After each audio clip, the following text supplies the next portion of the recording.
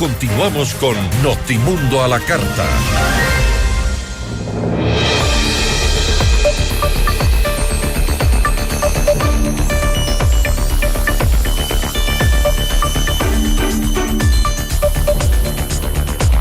Bueno, como sabemos, la inscripción de candidaturas ya terminó, pero el tablero electoral todavía no está cerrado. Los nombres registrados en el Consejo Nacional Electoral deben superar la etapa de objeciones, calificación e impugnaciones, un proceso que puede modificar las listas y generar nuevas disputas políticas y jurídicas. La entrevista a la carta, en diálogo directo con los protagonistas de los hechos. Conversamos a esta hora con el consultor electoral Medardo Oleas para entender un poco cómo se juega en esta fase. ¿Cómo está? Muy buenas tardes. Buenas tardes, un gusto compartir con todos los radioescuchas de FM Mundo. Muchísimas gracias. Bueno, como yo decía, pues terminó las inscripciones de candidaturas, pero todavía no tenemos una papeleta, digamos, definitiva, ¿no? ¿Qué tan determinante es la etapa de objeciones e impugnaciones y cuántas candidaturas podrían con esto quedar fuera? Nuestro sistema electoral es un sistema confuso, supuestamente legalista, donde venimos nosotros desde hace 2 meses hablando de elecciones, hablando de candidatos. Ahora se presentó la solicitud de inscripción, no está inscrito, es solicitud. Y esto implica correr traslado notificándoles a todos los doctores quiénes son los candidatos para que impugnen, si no impugnan. Volvemos al candidato a darle el derecho a la defensa, prueba, resolución de la Junta Provincial Electoral, pasa al Consejo Nacional Electoral, pasa al Tribunal Contencioso Electoral. Y nos demoramos 2 meses. En los 2 meses se corre el peligro de que, como no son organismos imparciales, independientes, se puedan modificar. Puedan, por ejemplo, descalificarle a un candidato por cualquier motivo. Y esa garantía no lo tienen los candidatos. Por eso, de aquí a 2 meses sabremos exactamente quiénes son los que puedan participar como candidatos a prefectos, alcaldes, concejales o miembros de juntas parroquiales. Entonces es un sistema bastante complicado. Por eso sí le damos 14 días para la promoción electoral. Pero entiendo su preocupación, pero a ver, el problema es cómo está estructurado el sistema electoral en nuestro país, o el problema es lo que mencionó antes, que las instituciones electorales no son independientes. A ver, hay que analizar 2 cosas. Primero, para que funcione una democracia uno necesita organizaciones políticas activas permanentemente que cumplan sus funciones que no tenemos. Esos son los partidos y los movimientos. Y si les damos a ellos la única posibilidad de presentar candidatos, hay la primera falla. La segunda, no tenemos organismos electorales, Tribunal Contencioso Electoral, Consejo Nacional Electoral, juntas electorales provinciales, completamente independientes que puedan garantizar los procesos en derecho. ¿Por qué lo dice? Por lo que hemos visto. Nunca hemos visto, por ejemplo, que se adelanten las elecciones para favorecer a una tendencia. No les importa. La eliminación de algunos partidos, la salida o la descalificación. La aplicación, por ejemplo, del juzgamiento a algunos actores políticos que los consideraban fuertes para quitarles los derechos para que no sean candidatos. Eso no se puede hacer en un proceso. Las elecciones no se ganan en la mesa de sesiones, sino en las mesas de votación. Un poco también para entender el proceso que estamos viviendo ahora con este antecedente que usted nos plantea, claro que es peligrosísimo también. Me gustaría conocer exactamente cuál es la diferencia entre una objeción, una impugnación ante el Consejo Nacional Electoral o un recurso ante el Tribunal Contencioso Electoral. Bueno, no hay objeciones, hay impugnaciones. ¿Ya? Yo presento una impugnación si considero que el candidato está incurso en alguna de las provisiones. Por ejemplo, tiene contratos con el Estado. Por ejemplo, adeuda pensiones de alimentos. Por ejemplo, tiene una sentencia ejecutoriada por uno de los delitos establecidos en la ley. Entonces, si yo demuestro eso, entonces él no puede ser candidato porque hay prohibiciones para ser candidatos. O de que, por ejemplo, un alcalde ya haya participado 2 veces en un proceso de elección y vaya al tercero. No puede, solamente es una vez consecutiva, no 3 veces. Entonces, para eso sirven las impugnaciones, para que se viabilicen que las prohibiciones establecidas en la ley para ser candidatos no sean burladas. ¿Y en qué momento una candidatura queda realmente en firme? Puede quedarse en el primer momento. Si no hay impugnaciones, lo que procede es la calificación de la candidatura, que lo hacen las juntas provinciales. O sea, eso, por ejemplo, en este momento que han pasado 2 días, ya deberían estar calificadas la mayoría de candidaturas que no han sido impugnadas. Las otras hay que esperar el proceso. ¿Por qué? Porque la impugnación implica que yo le conceda traslado por 2 días al impugnado para que se defienda.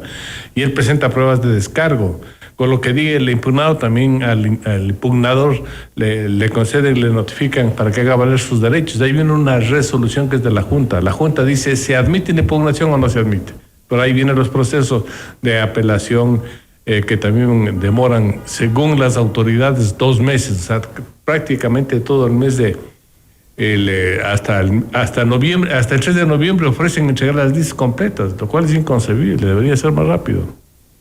¿Y qué errores o incumplimientos pueden convertirse en los principales motivos para sacar a un candidato de la competencia? Como le digo, si el candidato no cumple con los requisitos, automáticamente lo van a descalificar.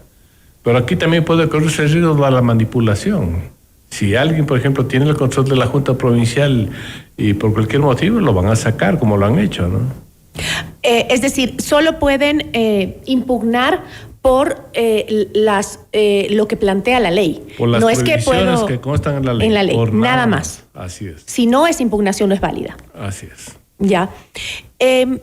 Y ahora, por ejemplo, estamos viendo casos de candidatos que están procesados judicialmente, que buscan participar en estas elecciones. ¿Hasta dónde una persona procesada puede ser candidato y dónde está la diferencia entre estar procesado y estar legalmente impedido para ejercer un cargo de elección popular? A ver, vamos a aclarar. La prohibición para que no pueda ser candidato es que tenga sentencia ejecutoriada. Una persona que está siendo procesada, está en alguna de las etapas del juicio penal, porque, a ver, la etapa penal tiene la etapa de la investigación, que es la indagación previa, la otra etapa es la instrucción fiscal, de ahí viene la etapa del llamamiento a juicio, y recién van al juzgamiento. Si le aceptan el llamamiento a juicio, va a la etapa de juicio. Puede venir sentencia, puede venir apelación. Entonces, mientras no tengan esas personas que están siendo involucradas, se garantiza la presunción de inocencia. Y nuestra legislación dice que si un candidato está inscrito durante esa etapa, no puede ser procesado penalmente ni puede ser llevado a prisión, con excepción de ciertas excepciones, cuáles son delito flagrante, violencia contra la mujer, esos casos. En los demás, así esté procesado, si no tiene sentencia, puede ser candidato. Es más, si el procesado gana la elección, se reinicia el proceso terminado el proceso de escrutinio, porque no es que no lo pueden volver a... Continúa el proceso y puede ser sentenciado. Lo único que la persona que está imputada en una acción penal, si gana la elección, por ejemplo, la candidata de Guayaquil, es beneficiaria con el beneficio que le da a la autoridad, cuál es que su caso sea sometido a conocimiento de la autoridad provincial, ahí de la Corte Provincial, por el fuero de Corte Provincial que tiene la alcaldía, nada más. Pero el proceso continúa. Continúa, proceso de que pueda ser sancionada, que pueda... Incluso siendo autoridad. Exacto. O sea, esa es la confusión que tenemos ahora. Claro que hay también desde lo ético, ¿no? ¿Cómo los partidos pueden presentar a personas que están involucradas en juicios penales? Eso es ético, pues no legal. Lo demás... Así es, porque por último dices, el partido debería decirle, mira, termina tu tema legal y después vemos a qué candidatura participas, pero es un tema ético. Lo legal es que simplemente se suspende por un periodo corto el proceso. Además, otro tema era también de que mucha gente decía si es que tiene o no tiene herramientas el Consejo Nacional Electoral para justamente evitar de que ciertas personas utilicen las candidaturas para lograr el no estar dentro de un proceso o no ser procesado o tener esta inmunidad que te otorga, que es el fuero de corte. Pero a la final el Consejo Nacional, entiendo, según lo que usted me dice, no tiene ninguna potestad en eso. No puede hacer absolutamente nada. Porque nuevamente todas las personas tienen el derecho de la presunción de inocencia y hasta cuando no sean juzgadas con una sentencia que esté ejecutoriada, porque no se ejecutoría con la primera sentencia, es decir, cuando va a la Corte Provincial, incluso pueden tener casación.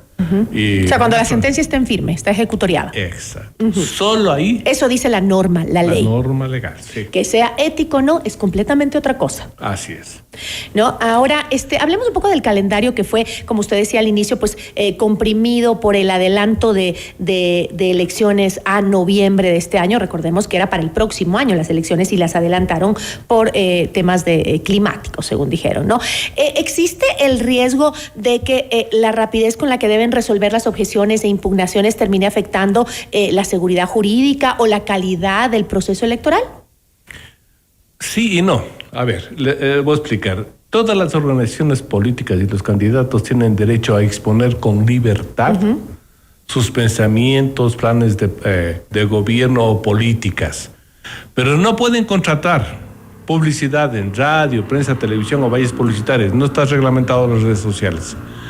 Eso quiere decir que yo puedo invitar como candidata a un teatro a exponer cuál es mi plan de acción. Eso es legal. Pero no puedo, por ejemplo, venir a la radio a contratar que me pasen una cuña. Por eso el problema es cuando el presidente del Consejo Nacional Electoral dice que no tiene posibilidades de controlar las redes. Eso lo dice, pero si no controlan las redes, ya sabemos que todos los candidatos van a ir a las redes. Todos los candidatos. Y hoy por hoy gran parte del electorado identifica a sus candidatos a través de las redes sociales. Es que es el único medio por la imposibilidad de utilizar otros medios, porque además si le dan 14 días para la promoción, ¿qué pueden hacer? Claro, es muy corta, ¿no? Ahora, un poco para ir cerrando, hay organizaciones que han tenido que recurrir a estas alianzas y a candidatos de otros movimientos en medio de las suspensiones que veníamos conversando que se han dado y también de las disputas que han tenido internamente algunos partidos. ¿Las impugnaciones pueden terminar siendo también una herramienta de disputa política entre partidos y movimientos?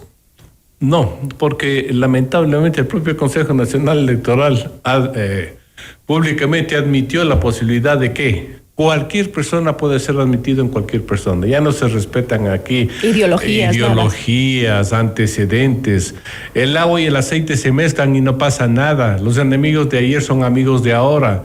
Son cosas totalmente absurdas que en un sistema democrático sólido no deberían suceder. Y esto sucede porque precisamente volvemos al inicio. En el Ecuador no existen a la presente fecha partidos ni organizaciones políticas. Y eso ya detectamos antes. Yo en este mismo medio dije que una investigación que hizo Participación Ciudadana, creo que el año anterior o hace 2 años, demostró que ninguna de los, especialmente movimientos provinciales, tenía una sede, tenía un director que esté haciendo acción a favor de su movimiento, nada. Pero vienen las elecciones y se activan. Se activan para vender los casilleros. Para venderse, prestarse o alquilarse, lo que es una barbaridad. ¿Por qué? Porque ahí sí el Consejo Nacional Electoral no estuvo realizando las labores de control, porque además hay, por ejemplo, el Fondo Partidario Permanente que se entrega para capacitación. Y hay una disposición que dice que si un afiliado va y denuncia de que no están dando cursos de capacitación, puede ser borrado de los registros. Por esa falta de control del organismo electoral en etapa no electoral es una irresponsabilidad de ellos que afecta a la democracia. ¿No tienen el Instituto de la Democracia también? ¿Qué han hecho?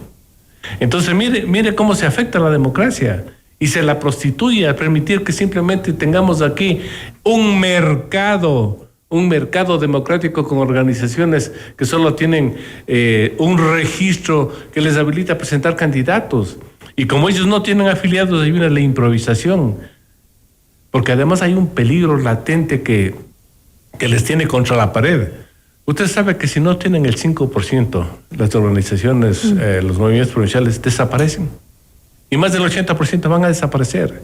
Las organizaciones nacionales o obtienen el 5% en votación, o obtienen el 8% de las alcaldías, o el 10% de las concejalías. Si no tienen eso, desaparecen. Y eso, a mi criterio, va a ser positivo porque por fin vamos a utilizar un mecanismo para borrar del registro de las organizaciones políticas a quienes no han tenido actividad, no han tenido representatividad, no han tenido renovación de sus cuadros. Bien, Y ahí tendremos ahí sí que pensar en presionar para imponer nuevas normas democráticas. Entonces, por eso ellos ahora, si viene una persona que les puede darse el 5%, lo aceptan. No importa si ayer fue su enemigo. Esa es la explicación por la cual tenemos este mercado democrático irresponsable e ilegal. Esto afecta muchísimo a la democracia de nuestro país. Estamos hablando de la institución, de los organismos electorales, ¿no? Y son clave para la democracia. Hoy, que están tan venido a menos, quisiera que nos dé una... Porque a veces la gente no ve tan cercanos estos temas, porque no los entiende muy bien, no conoce ni siquiera qué dice el Código de la Democracia. Y eso creo que hace que la gente no se interese mucho por lo que está pasando, ni que lo entienda tampoco. Entonces... ¿está en riesgo nuestra democracia con un sistema tan venido a menos? Nuevamente, sí o no, porque su pregunta es importantísima.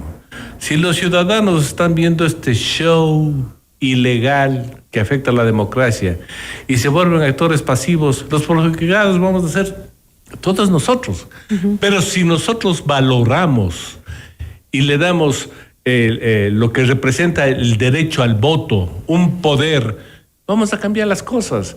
Porque, por ejemplo, ahora lo que deberíamos hacer todos los ciudadanos es de la gran gama de candidatos, ver por quién votamos. Porque si no, como el voto es obligatorio, el último día dice, bueno, voy a votar porque esa chica está simpática, guapa está, o el otro, buena gente, o el otro, viste, que en el debate le dijo tal y cual, insultó. Señores, la democracia no es para eso. Si yo estoy en Quito y quiero escoger un buen alcalde, tengo que preguntarme, ¿ese alcalde va a dar solución a los problemas que nosotros tenemos en el alcantarillado que no tenemos?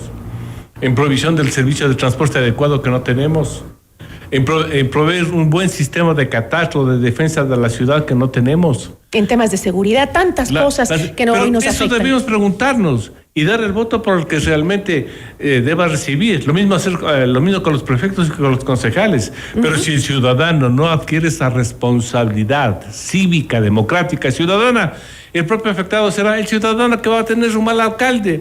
Y si tenemos un mal alcalde o un mal prefecto, después va a decirle, ve lo que hemos obtenido. No, señor, eso se obtuvo por su no participación, porque el poder del voto nos da buenos alcaldes, buenos políticos. Si dejamos de participar nosotros ejerciendo nuestro derecho, seremos perjudicados. Yo le agradezco muchísimo, doctor, por habernos acompañado y ojalá que la gente que nos está escuchando pueda entender lo importante y lo poderoso que es nuestro voto, y por eso tiene que ser un voto pensado, un voto analizado, un voto que realmente diga que sabemos por quién estamos votando, ¿no? Que conocemos a esa persona. ¿Por qué? Porque analizamos cuáles son sus propuestas y si esas propuestas convienen o no para mejorar mi nivel de vida. Eso es lo que tenemos que ver y esa es nuestra responsabilidad. Después no nos quejemos de los gobernantes que tenemos. Le agradezco muchísimo. Un gusto haber compartido. Muchísimas gracias. Estuvo con nosotros Medardo Leas, consultor electoral. Ya volvemos con Notimundo a la Carta.